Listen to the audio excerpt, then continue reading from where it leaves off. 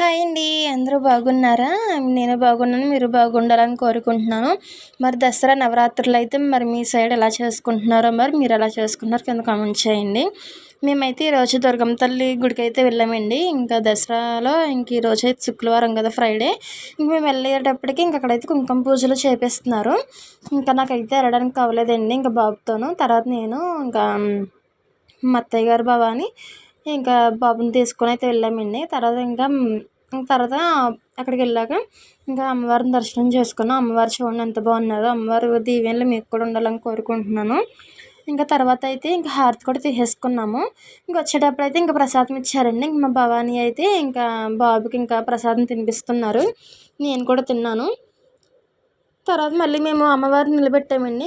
నిలబెట్టిన కాడ అయితే మేము కూడా అమ్మవారిని దర్శనం చేసుకుని వచ్చేసాము.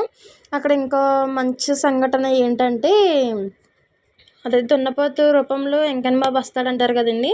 అలాగా దుర్గమ్మ తల్లి అమ్మవారిని చూడడానికి వాళ్ళ తమ్ముడైతే వచ్చారండి, వెంకన్న బాబు.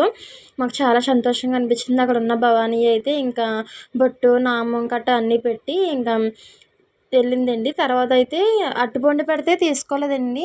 తర్వాత అయితే మళ్ళీ బొట్టు పెట్టించుకొని బొట్టు కావాలని బొట్టు వైపు చూపించి బొట్టు అయితే పెట్టించుకుందండి. చాలా సంతోషం అనిపించిందండి. మరి మీకు కూడా నచ్చుద్దని అనుకుంటున్నాను. వీడియో నచ్చితే మట్టుకు లైక్ చేయండి, సబ్స్క్రైబ్ చేయండి. ఉంటాను మరి. Bye bye.